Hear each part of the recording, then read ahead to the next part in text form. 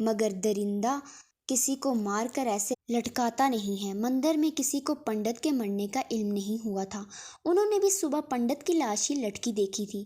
یہ ضرور کسی چڑیل یا بھوت کا کام ہوگا۔ گاؤں میں خوف ہراس پھیل گیا تھا۔ لوگ اس بات سے بے خبر تھے کہ مندر کے تہہ خانے میں کٹی پھٹی ایسی 5 لاشیں اور پڑی ہیں۔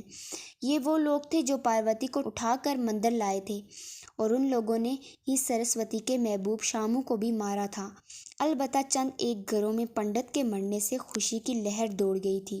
ان گھروں میں ایک گھر شامو اور دینا ناتھ کا بھی تھا۔ 15 ماہ پہلے سرسوتی گاؤں سے اچانک غائب ہو گئی تھی۔ وہ اچانک نہیں گئی تھی بلکہ اپنے ماتا پتا کو بتا کر گئی تھی۔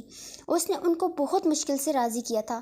اسے جس مہمان جادوگر کی تلاش تھی وہ اسے کچھ دور ایک گاؤں کے جنگل میں مل گیا تھا، اور سرسوتی کو اس کا پتہ بتانے والا کوئی اور نہیں شامو کا باپ تھا۔ شامو کے باپ کا ایک دوست اس جادوگر کو 1-2 بار مل چکا تھا۔ اسی نے بتایا تھا کہ وہ کالی شیطانی طاقتوں کا ماہر تھا، اور سرسوتی کو بھی ایسے ہی کچھ پہنچے ہوئے جادوگر کی تلاش تھی۔ پھر ایک دن وہ چپکے سے گاؤں سے نکلی اور جنگل میں جا پہنچی۔ اسے بتا دیا گیا تھا کہ جادوگر جادیو پنڈت اسے جنگل گھنے حصے میں ملے گا، جہاں 2 دن کو بھی کوئی نہیں جاتا تھا۔ اس طرح درخت اور جنگلی جڑی بوٹیوں کی بہتات تھی۔ اس جگہ کی سب سے نمایاں نشانی ایک چھوٹا سا پہاڑ تھا۔ واپسی کا راستہ مشکل سے ہی ملتا تھا، اس لیے اس طرف کوئی جاتا ہی نہیں تھا۔ وہ جنگل میں پہنچ تو گئی تھی مگر اسے راستے کی سمجھ نہیں آ رہی تھی۔ اس نے کچھ دیر سوچا اور پھر اندازے سے ایک طرف چل پڑی۔ ابھی دن کا ہی وقت تھا۔ سورج کی روشنی درختوں سے چھن چھن کر اندر آ رہی تھی۔ کئی جگہ ایسے بھی آئی جہاں سورج کی روشنی نہیں پہنچ رہی تھی، وہاں دن میں رات کا سما تھا۔ یہ ایک چھوٹا سا جنگل تھا، یہاں درندے نہیں تھے، ورنہ شاید اب تک سرسوتی کا ان سے سامنا ہو ہی جاتا۔ البتہ چند بے ضرر جنگلی جانور ضرور تھے، جن میں خرگوش اور پہاڑی بکرے سیر فہرست تھے۔ سانپ بھی اس جنگل میں بکثرت پائے جاتے تھے، جن کے بارے میں شامو کے باپ نے سرسوتی کو بتا دیا تھا اور ان سے محتاط رہنے کی تلقین بھی کی تھی۔ وہ بنا راستے کا تعین کیے چلتی جا رہی تھی۔ اس کے سر پر ایک بھوت سوار تھا، انتقام کا بھوت۔ عام حالات میں وہ کبھی آنے کا سوچ بھی نہیں سکتی تھی، مگر محبت انسان کو بہادر بنا دیتی ہے۔ ایسے ہی انتقام میں بھی انسان عقل سے اندھا ہو جاتا ہے اور بیوقوف انسان بہادر ہی ہو جاتا ہے، یا پھر بہادر بیوقوف ہوتا ہے۔ محبت اور انتقام نے سچ میں ایک نرم نازک بزدل سی لڑکی کو بہادر بنا دیا تھا۔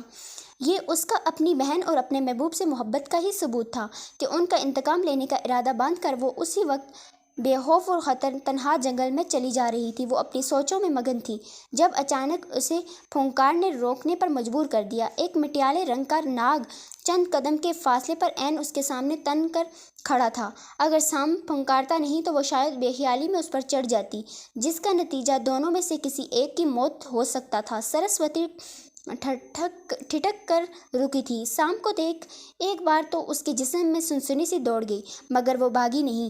ناگ کوئی 5 فٹ لمبا ہوگا، 1 فٹ وہ زمین سے اوپر اٹھا ہوا تھا۔ یہ کنگ کوبرا تھا جو اس جنگل میں عام پایا جاتا تھا۔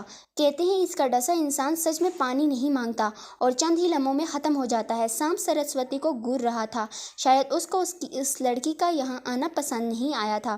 سرسوتی نے سانپ سے نظر نہیں ہٹائی اور نامعلوم سے انداز میں پیچھے ہٹنے لگی۔ ناگ کو شاید اس کے ارادے کا علم ہو گیا تھا۔ اس نے ایک بار پھر پھنکار کر اپنی موجودگی کا یقین دلایا اور وہیں کھڑا اسے گھورتا رہا۔ سرسوتی آہستہ سے پیچھے ہٹتی رہی اور پھر اس نے اچانک ہی دوڑ لگا دی۔ اس نے پیچھے مڑ کر دیکھنے کی زحمت نہیں کی تھی کہ سانپ اس کے پیچھے آ رہا ہے یا نہیں۔ وہ مسلسل دوڑتی رہی۔ جب اسے یقین ہو گیا کہ وہ اب محفوظ ہے تو اس نے قدم روک لیے۔ اس نے سوچا سیدھا جانے کے بجائے وہ گھوم کر پھر اسی راستے پر آ جائے گی۔ اس نے سانپ والے راستے کو چھوڑ کر دائنی طرف چلنا شروع کر دیا۔ اب وہ ہر قدم دھیان سے رکھ رہی تھی۔ چلتے چلتے اسے بہت دیر ہو گئی تھی۔ پھر اچانک ہی وہ ایک کھلے سے میدان میں نکل آئی۔ میدان درختوں سے آری اور گھاس سے بھرا ہوا تھا۔ وہ میدان میں نکلی تو اس کی نظر سامنے ایک پہاڑ پر پڑی۔ اس نے اپنے قدم تیز کر دیے۔ اسے منزل قریب نظر آ رہی تھی۔ وہ چلتی رہی اور پہاڑ دور ہوتا رہا۔ دور سے دیکھنے پر پہاڑ قریب لگ رہا تھا، مگر چلنے پر پتہ چلا وہ اتنا قریب بھی نہیں تھا جتنا نظر آ رہا تھا۔ اسے اب بھوک اور پیاس کا احساس بھی ہونے لگا تھا، مگر وہ رکی نہیں، چلتی رہی۔